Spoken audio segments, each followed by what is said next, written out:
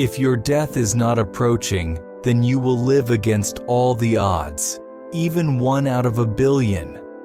You won't leave the world until your time approaches. This is my faith, and will be yours after listening to this story of my uncle. My uncle lived in a village and was a landlord.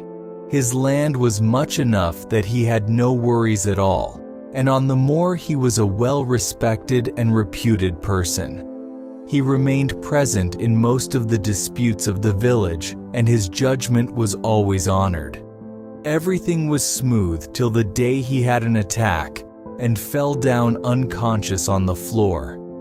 In no time he was taken to the city hospital, and different tests were taken, but every test was negative and nothing was shown in those tests. The doctors said that there might be an exertion, because that was a wheat harvesting season. We also thought it might be the case because he was always in the fields and was not giving proper attention over diet in those days.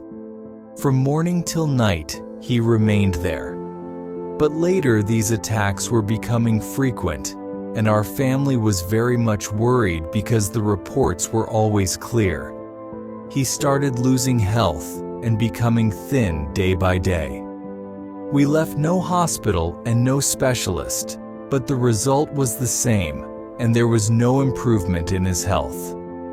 At last we thought of taking him to foreign consultants. He did not want to go at all, and was becoming disappointed with every day passing. He said that he would prefer to die in his own country among his relatives and people. Things were becoming unbearable for all of us. My mother wept all the time because he was her dearest and only brother. She used to narrate his childhood stories, and at the end of every story she again started weeping. We convinced him to travel, and his doctor arranged his appointment in London with a specialist. He went there and spent a month, and every possible effort was made to know his malady, but the modern science and most sophisticated equipment failed to know the cause. After 1 month he came back home and was happy that he was among his own people and would die among them. People came every day and prayed for his health, but it seemed that the time was slipping from our hands, and we could not do anything except watch him die. One day, a person came to see him, and when he saw his condition and listened to all our futile efforts, he said that where you people had done everything to save his life, but no betterment was seen, then you all must take him to a herbalist about whom he had told us. We had no option but to take another chance with one more hope to save his life.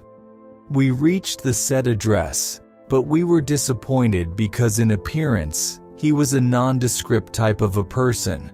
But we said nothing because we had already covered 1,500 kilometers to reach there. He checked him and even sniffed my uncle from toe to head, then sat silent and said that it was too late to cure him now. He said my uncle had not much time and nothing could be done now, but God might. He said if you had come here before 6 months, then he could do something to save his life. But he said sorry to us as my uncle was outside in the car waiting for us. When we sat in the car, he said that he knew that his time had come, and nothing could be done but to make his life miserable. When we were coming back through the village on an unpaved road, there were sugarcane fields on both sides of this road, and the scene was very beautiful. He said that the crop was very nice, and that was the best kind of sugarcane. And suddenly, he asked us to stop the car and wanted to taste the sugarcane. I came down and watched a person working in the field. I introduced myself and wanted to have a cane if he allowed it. I offered him money and he laughed and gave me the best sugarcane. He came by himself and offered it to my uncle himself. Astonishingly, my uncle sucked all the sugar cane instead of his weakness. The villager also offered us lunch, which we thankfully refused, and started traveling. When we were traveling, my uncle said that he was feeling better.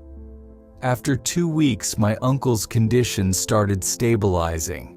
We all were very happy. We asked him to take the test and he said no.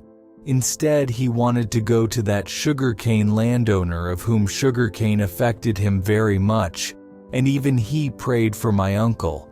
When we reached there and met the landowner and told the whole story, he said that he did not know the reason and narrated it as a miracle of God. We thought to go to that herbalist to show that his knowledge was fake and the patient was all right.